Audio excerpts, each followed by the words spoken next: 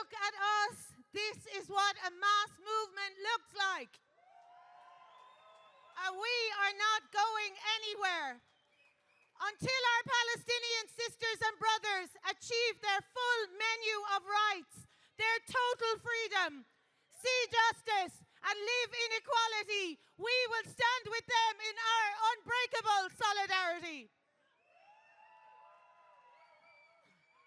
Despite the ceasefire, Israel never stopped its mass murder campaign against people in Gaza, killing at least 3 per day, and in the West Bank, where it has killed hundreds of people. The genocide never stopped. Hunger, disease, hypothermia, all killing people. This week, Israel broke the ceasefire fully, murdering at least 414 people overnight on Monday, 174 of them children. Entire families were obliterated. More than 700 people have been killed this week alone. Every one of them died afraid, and they died hungry. So many precious lives stolen, all this butchery on top of the 62,000 people murdered, the thousands missing under the rubble, the entire population forcibly displaced. In the West Bank, over 40,000 people have been ethnically cleansed from their homes, their refugee camps torn up by Israeli bulldozers, communities fragmented and destroyed, lives uprooted, thousands have been incarcerated, all with total impunity from the so-called international community, including the Irish state. Again and again, we remind our politicians and our media that cutting off electricity is a war crime. Starvation, blocking aid, ethnic cleansing are all war crimes, and collective punishment is illegal. We have always said no Irish politicians should go to the White House for St. Patrick's Day or any day. It doesn't matter who is president, because every US administration is the chief sponsor of Israel. This was true last year when Biden was funding, arming, and participating in Israel's genocide. And it is true this year as Trump speaks of ethnically cleansing Gaza and has threatened to murder everyone there. If we had a government that represented us, not one of them would have gone to the US. Instead, we had to see Micheál Martin cravenly praising Donald Trump for his, quote, unrelenting focus on peace. Well, how does that look this week? Shame on our government for normalizing genocide and apartheid. They may bow to Trump, but we will not.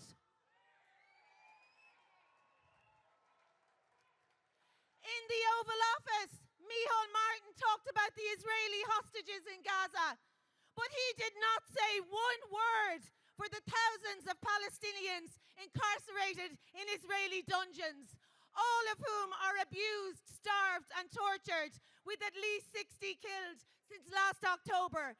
Why did Micheál Martin not call for their release?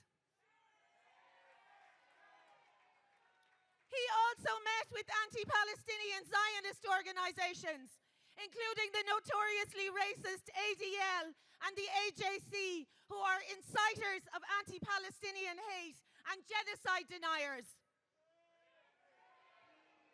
He did not meet representatives from the US Palestinian community or anti-Zionist US Jewish organizations.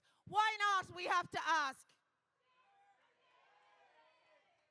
Our government's words of concern and hand-wringing are all meaningless, because make no mistake about it, our state is up to its neck complicit in this genocide. Shamefully, the Central Bank of Ireland is facilitating the sale of Israeli war bonds across the EU. These bonds directly fund the murder of Palestinians by the Israeli military. And if the central bank continue to do this, the government must step in to stop it. We in IPSC are in the process of submitting a criminal complaint about this. So watch this space.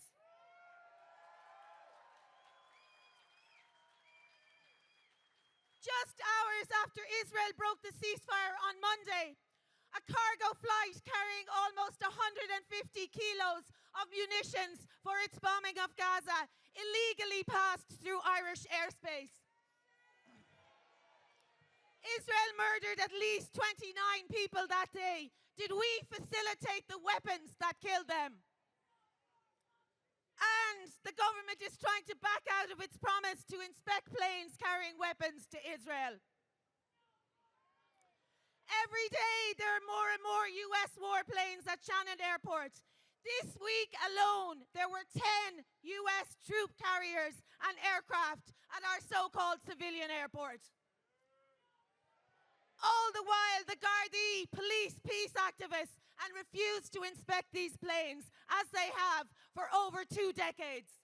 This is what complicity looks like. The government has completely broken their pre-election promises and is blocking all the legislation we have to hold Israel accountable. On Thursday, Micheál Martin said the Occupied Territories Bill wouldn't change anything for people in Gaza. But maybe we wouldn't have gotten to this genocide if they had shown moral courage and sanctioned Israel before.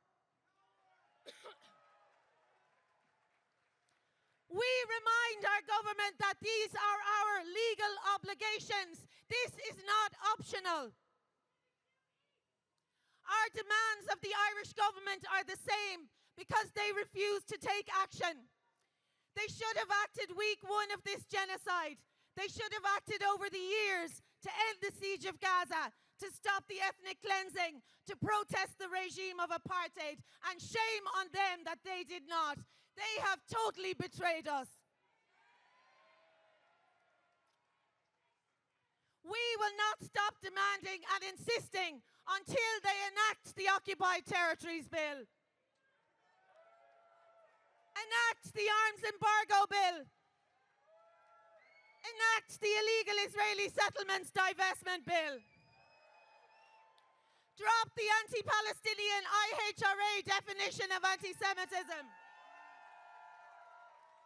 stop the central bank funding genocide,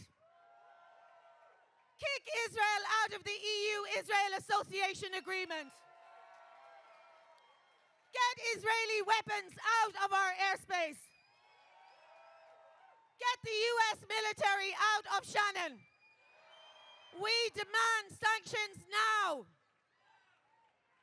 We demand an international arms embargo on Israel, and we want Israel booted out of UEFA, of FIFA, of Eurovision. The apartheid state must be isolated and boycotted everywhere. Worldwide repression of our movement is spreading, and many states are trying to criminalize it and shut down our solidarity, and we have to resist that. It is not a slogan, it is a fact when we say our freedom is bound up in Palestinian freedom. Here, 5 trade unions representing staff at Trinity College demanded it cut all institutional and corporate ties with apartheid Israel. Activists occupied the central bank last week. People have not stopped protesting for Palestine, the length and breadth of this island, for 17 months. The boycott is hammering the Israeli economy. All over the world, people have been united and strong in protesting this genocide. So keep boycotting apartheid Israel, keep speaking out for Palestine, and keep demanding action from our government. We are an important part of this global movement for freedom, justice, and equality. We are fighting for a future free from oppression, racism, and settler colonies. And we have to celebrate every win and build on every one of them, because all of our collective actions are chipping away at this injustice, and it will end. Remember that hope is a revolutionary act. We know another world is possible, and Palestinians show us that every day. Even when they're discovering mass graves and trying to bury the remains of their loved ones, they are rebuilding, going back to school, going out to sea, making their homes in the rubble, rescuing each other, minding and loving each other. We stay in this fight for them. For the thousands of lost lives, for their beautiful memories, for their names written on the stones of the land, for all of those who did not live silent. We do it for the wounded, for the grieving, and for the living, resisting, insisting people who refuse to give up and who will be free. Palestinians will return to their homes. The refugees will return. They will rebuild Jenin and Tulkarm and make Gaza beautiful again. They will laugh in the face of Trump's racist vision. They will walk free from the prisons and tear down the apartheid wall, and they will do it with typical Palestinian courage and dignity, their fists clenched and their heads held high. All our love, all our solidarity, from the streets of Dublin to our Palestinian sisters and brothers. Your liberation is coming from the river to the sea. Free Palestine!